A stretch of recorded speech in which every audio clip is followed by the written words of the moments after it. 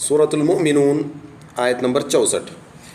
اعوذ باللہ من الشیطان الرجیم بسم اللہ الرحمن الرحیم حتی اذا اخذنا مترفیہم بالعذاب اذا هم یجأرون، یہاں تک کہ جب پکڑیں گے ہم ان کے آسودہ لوگوں کو آفت میں، تبھی وہ لگیں گے چلانے۔ مترفیہم، مترف طرف سے مشتق ہے، جس کے معنی ہیں تنعم اور خوشحالی کے ہیں۔ تنعم نعمت میں رہنا، خوشحالی خوش و خرم رہنا، کھاتے پیتے رہنا۔ اس جگہ اس قوم کو عذاب میں پکڑنے کا ذکر ہے۔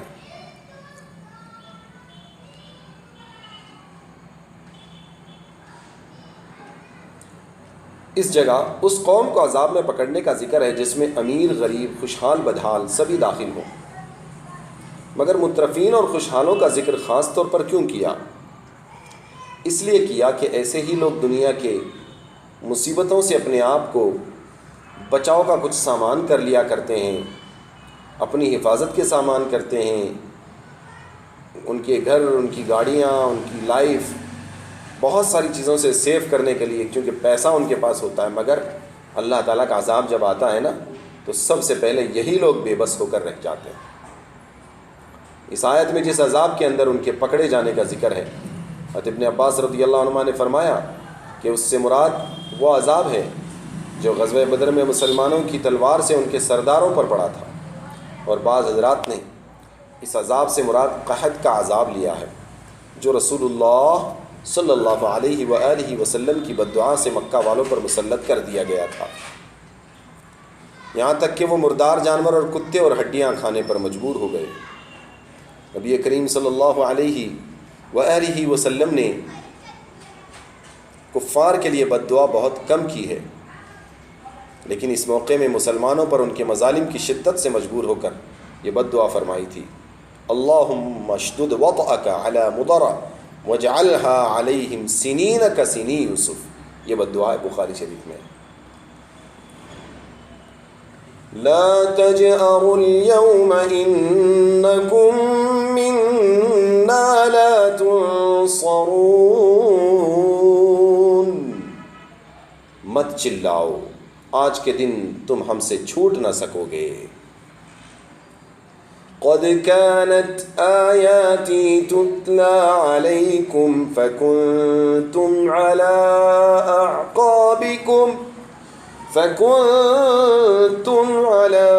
أعقابكم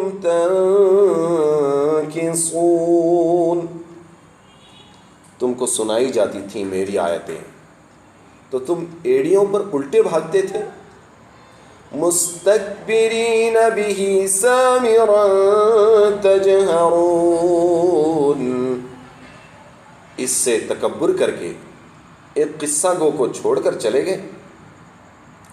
مستکبرین بہ سامرا تہجرون، مستکبرین بہ سامرا تہجرون، اس میں لفظ با کی ضمیر اکثر مفسرین نے حرم کی طرف راجع قرار دی،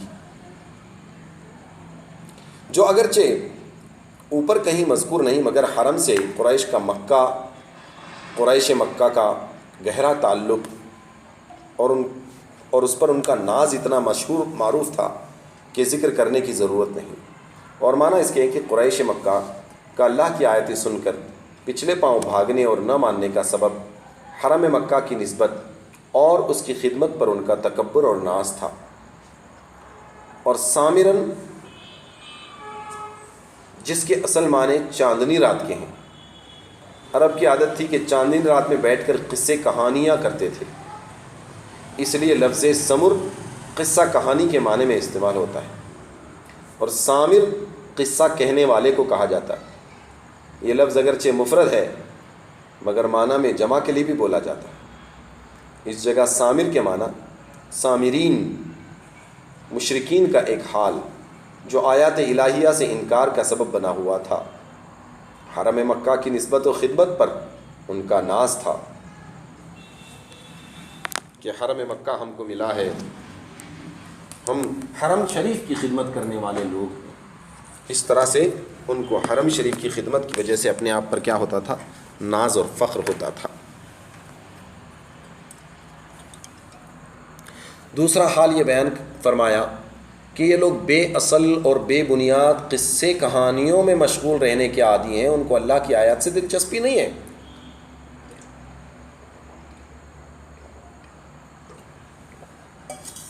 بے بنیاد،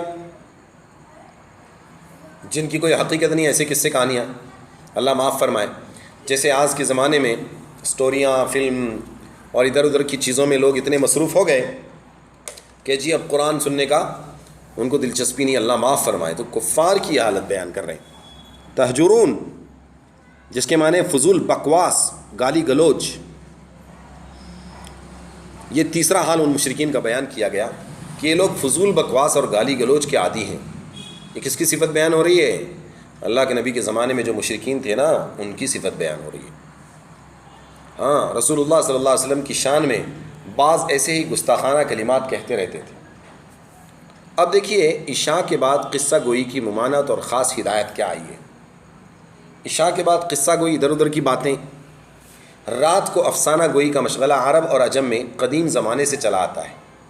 پہلے زمانے میں لوگ زبان سے بولتے تھے، اب دیکھتے ہیں بیٹھ کے، اور اس میں بہت سے مفاسد، برائیاں اور وقت کی ذات تھی۔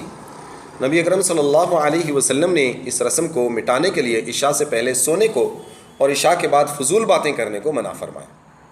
عشاء سے پہلے سونا نہیں اور عشاء کے بعد فضول بات کرنا نہیں۔ حکمت یہ تھی کہ عشاء کی نماز پر انسان کے اعمال یومیہ ختم ہو رہے ہیں، روزانہ کا عمل ختم ہو رہا ہے۔ عشاء کی نماز جو دن بھر کے گناہوں کا کفارہ ہو سکتا ہے، یہی اس کا آخری عمل اس دن کا ہو، یعنی اس دن کا آخری عمل نماز ہو تو بہتر ہے۔ اگر بعد عشاء فضول قصہ گوئی میں لگ گیا تو اولاً یہ خود بیکار اور مکروہ عمل ہے، اس کے علاوہ اس کے ضمن میں غیبت، جھوٹ اور طرح طرح کے گناہوں کا ارتکاب ہوتا ہے، اور ایک برا انجام اس کا یہ ہے کہ رات کو دیر تک جاگے گا تو صبح کو سویرے نہیں اٹھ سکے گا۔ اس لیے حضرت فاروق اعظم رضی اللہ عنہ جب کسی کو عشاء کے بعد فضول قصوں میں مشغول دیکھتے تو تنبیہ فرماتے تھے اور بعض کو سزا بھی دیتے تھے اور فرماتے کہ جلد سو جاؤ، شاید آخر رات تہجد کی توفیق ہو جائے۔ سبحان اللہ، یہ رات میں جلدی سونے کا فائدہ۔ اللہ تعالی ہم سب کو عمل کی توفیق عطا فرمائے۔